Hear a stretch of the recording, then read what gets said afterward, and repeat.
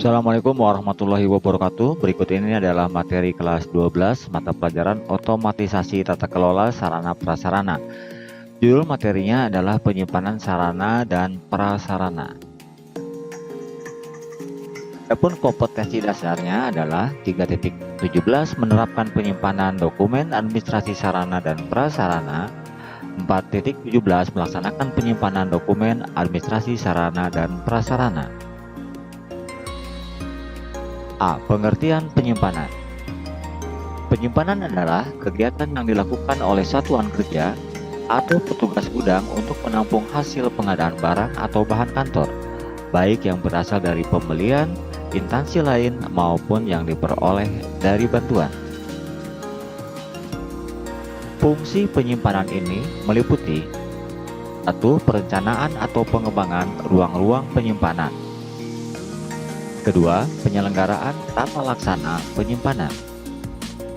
Yang ketiga, perencanaan atau penyimpanan atau pengoperasian alat-alat pembantu pengatur barang. Yang keempat, tindakan-tindakan keamanan dan keselamatan. B. Fungsi penyimpanan sarana dan prasarana kantor. Di dalam fungsi ini, fungsi inventarisasi dan penyaluran termasuk di dalamnya. Beberapa pengertian dari penyimpanan barang ialah sebagai berikut. 1. Penyimpanan merupakan suatu kegiatan dan usaha untuk melakukan pengurusan, penyelenggaraan, dan pengaturan barang persediaan di dalam ruang penyimpanan. Yang kedua, pengertian daripada penyimpanan adalah kegiatan yang dilakukan oleh satuan kerja atau petugas gudang untuk menampung hasil pengadaan barang atau bahan kantor, baik berasal dari pembelian, instansi lain, atau yang diperoleh dari bantuan. Yang ketiga, pengertian penyimpanan ialah kegiatan yang dilakukan untuk menampung hasil pengadaan barang-barang yang keluar atau akan didistribusikan dan disimpan dalam gudang. Kegiatan penyimpanan meliputi menerima, menyimpan, dan mengeluarkan barang di atau dari gudang.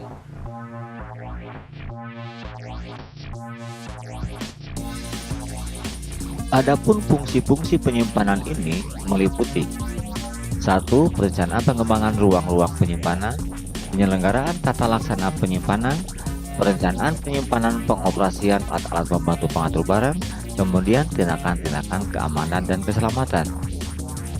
Dan tujuan penyimpanan barang atau bahan kantor antara lain sebagai berikut. 1. Agar barang tidak cepat rusak. Kedua, agar tidak terjadi kehilangan barang. Ketiga, agar tersusun rapi sehingga mudah ditemukan apabila barang tersebut dicari. Keempat, memudahkan di dalam pengawasan. Yang kelima, memudahkan dalam analisis barang. C. Ruang lingkup sarana dan prasarana.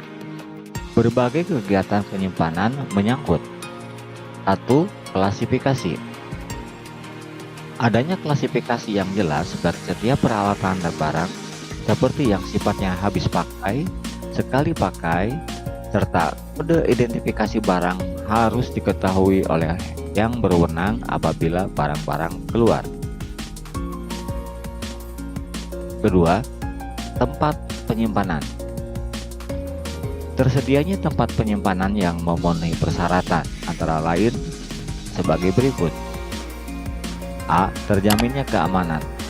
Terjaminnya keamanan alat atau barang yang disimpan dalam arti tidak mudah dijangkau oleh pihak-pihak yang tidak berkepentingan, baik dalam maupun luar organisasi. Yang B.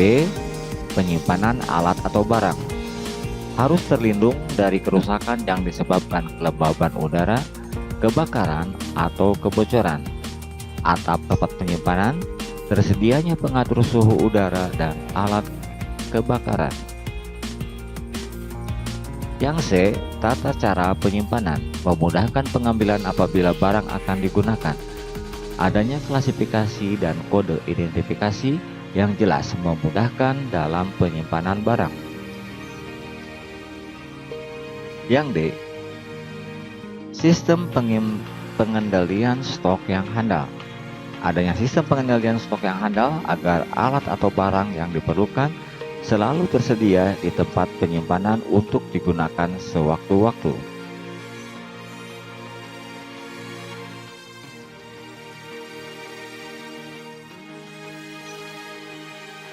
Sebelum penyimpanan barang atau bahan kantor dilakukan, sebaiknya memperhatikan hal-hal sebagai berikut. 1. Persediaan alat pemeliharaan yang diperlukan. Kedua, pergudangan yang memenuhi persyaratan yang ditentukan. Ketiga, sifat barang yang disimpan. Keempat, sarana penyimpanan dan pemeliharaan. Kelima, prosedur dan tata kerja. Keenam, adanya biaya yang harus disediakan. Ketujuh, tenaga yang diperlukan. 8. Jangka waktu penyimpanan.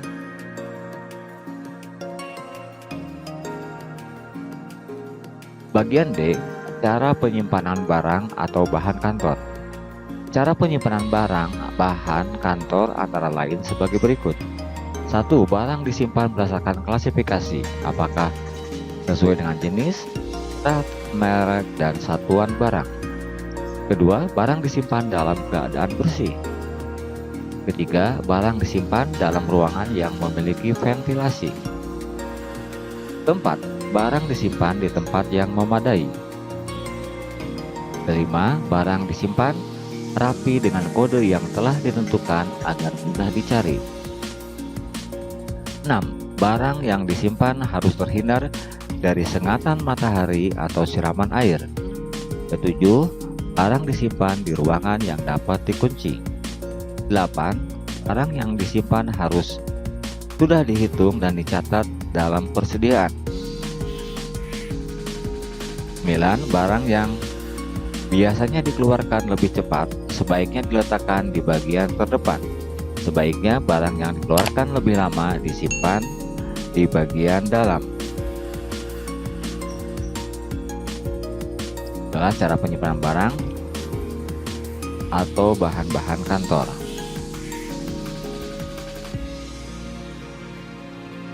Oke.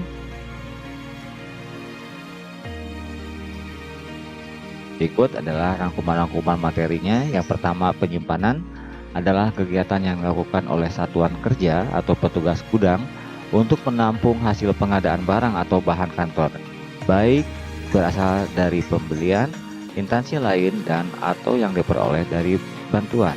Kemudian tujuan penyimpanan barang dan bahan kantor antara lain agar barang tidak cepat rusak, agar tidak terjadi kehilangan barang, agar tersusun rapi sehingga mudah ditemukan apabila barang tersebut dicari, dan yang terakhir adalah memudahkan di dalam pengawasan serta memudahkan di dalam analisis barang. Demikian materi yang disampaikan. Sampai jumpa. Terima kasih.